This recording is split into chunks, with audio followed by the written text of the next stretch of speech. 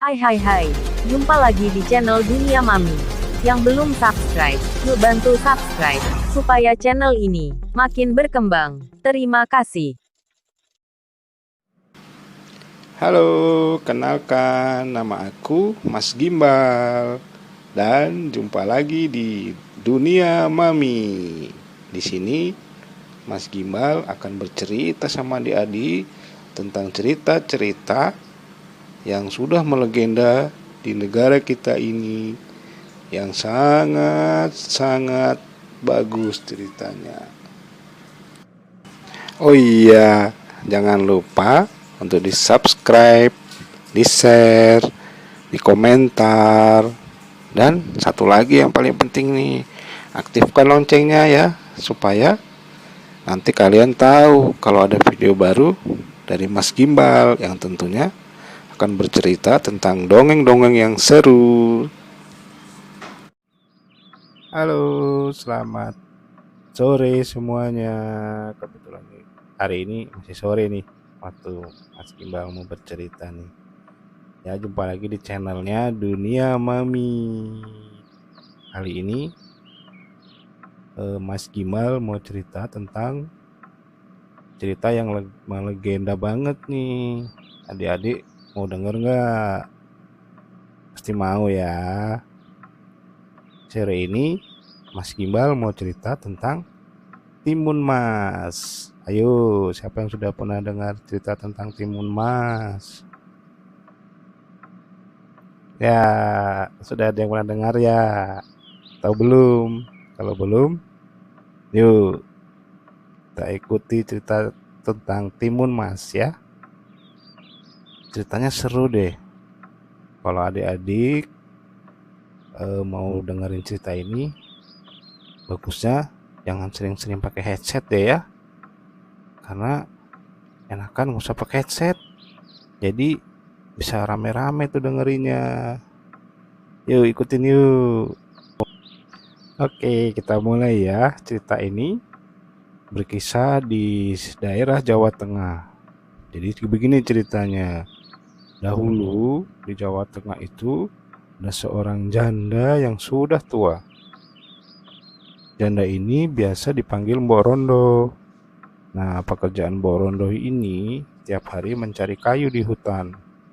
Sudah lama sekali Mbok Rondo ini ingin mempunyai seorang anak. Tapi dianya seorang janda miskin. Lagi pula dia sudah tua. Jadi menurut Mbok Rondo, mana bisa ia mendapatkan anak. Pada suatu hari, sehabis mengumpulkan kayu di hutan, Mbok Rondo duduk beristirahat sambil mengeluh. Seandainya aku mempunyai anak, hidupku agak ringan, sebab ada yang membantuku.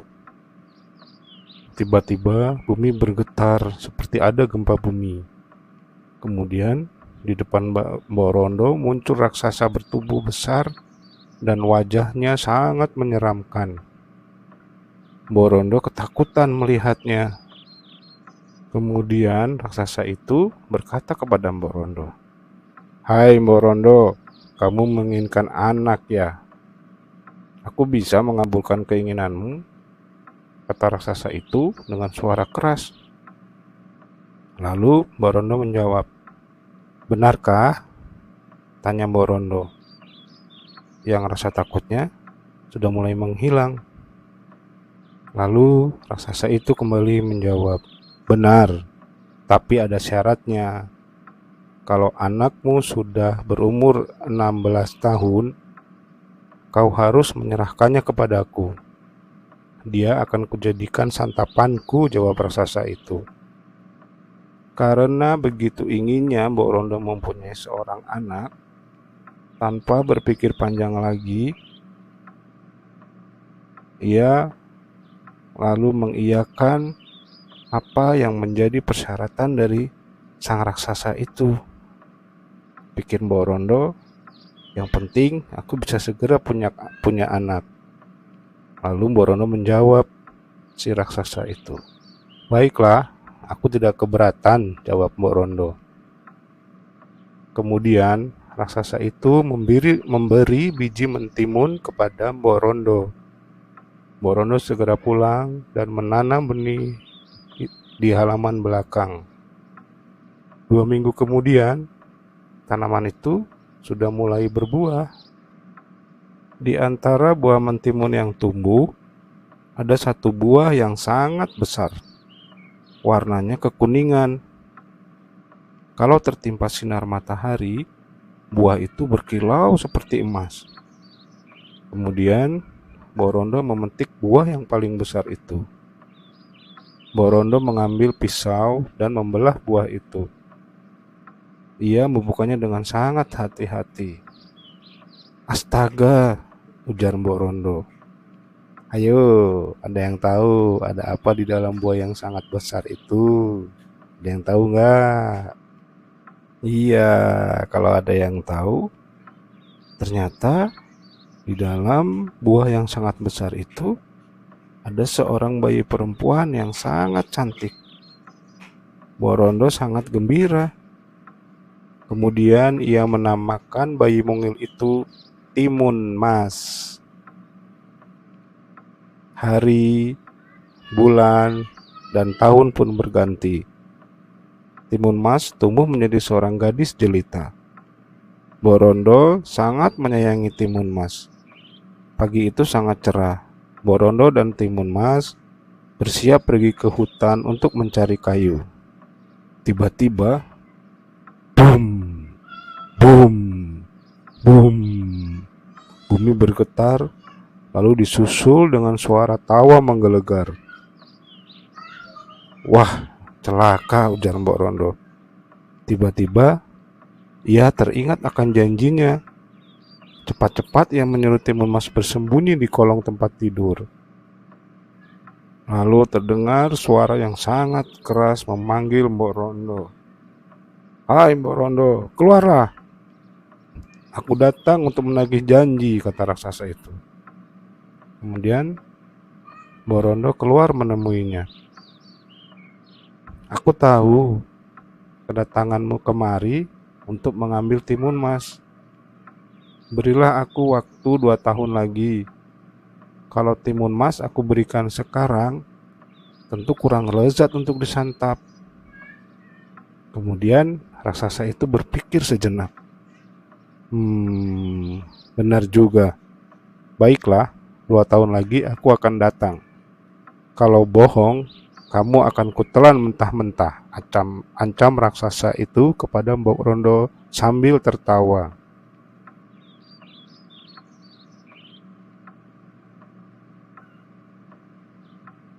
Kemudian raksasa itu pergi meninggalkan rumah Mborondo. Mborondo menghela nafas lega. Kemudian ia menghampiri anaknya yang masih bersembunyi di kolong tempat tidur. "Anakku, keluarlah. Raksasa itu sudah pergi," kata Mborondo. "Aku tadi mendengar percakapan ibu dengan raksasa itu. Rupanya raksasa itu menginginkan aku," kata Timun Mas. "Benar anakku, tapi ibu tidak rela kamu menjadi santapan raksasa itu," kata Mborondo sambil memeluk Timun Mas. Air matanya berlinang di pipi Mborondo. 2 tahun kemudian, Timun Mas sudah dewasa. Wajahnya semakin cantik. Kulitnya kuning langsat. Tapi Mborondo cemas jika teringat akan janjinya kepada si raksasa. Pada suatu malam, ketika Mborondo sedang tidur, ia mendengarkan suara gaib dalam mimpinya. Suara itu berkata, "Hai Mborondo, kalau kau ingin anakmu selamat, mintalah bantuan kepada seorang pertapa di Bukit Gandul." Keesokan harinya, Mborondo pergi ke Bukit Gandul. Di sana, ia bertemu dengan seorang pertapa. Pertapa itu memberikan 4 bungkusan kecil yang isinya biji timun, jarum, garam, dan terasi. Borondo menerimanya dengan rasa heran. Sang Pertapa menerangkan khasiat benda-benda itu. Sesampainya di rumah, ia menceritakan perihal pemberian Pertapa itu kepada Timun Mas. Anakku, mulai saat ini kamu tidak perlu cemas. Kamu tidak perlu takut kepada raksasa itu. Sebab kamu sudah memiliki penangkalnya. Berdoalah selalu supaya Tuhan menyelamatkanmu, kata Mbok Rondo. Ketika Mbok Rondo sedang menjahit baju untuk Timun Mas, tiba-tiba bumi berguncang, bertanda raksasa itu datang. Raksasa itu kemudian berteriak, "Mana Timun Mas? Ayo cepat berikan dia padaku. Aku sudah sangat lapar," kata raksasa itu dengan suara menggelegar. "Baiklah, akan aku bawa dia keluar," kata Mbok Rondo. Ia segera masuk ke rumah, diambilnya bungkusan pemberian Sang Pertapa. Kemudian diberikan kepada Timun Mas. "Anakku, bawalah bekal ini. Pergilah lewat pintu belakang sebelum raksasa itu menangkapmu." Kemudian Timun Mas menjawab, "Baiklah, Mbok." Timun Mas segera pergi berlari lewat pintu belakang. "Borondo, mana Timun Mas?" Suara raksasa itu terdengar tidak sabar. "Maafkan aku, raksasa. Timun Mas ternyata sudah pergi." "Apa kau bilang?" geram raksasa itu. Namun berkat kesaktiannya, raksasa itu dapat melihat Timun Mas yang sedang melarikan diri. Tanpa berkata-kata lagi, si raksasa langsung mengejar Timun Mas.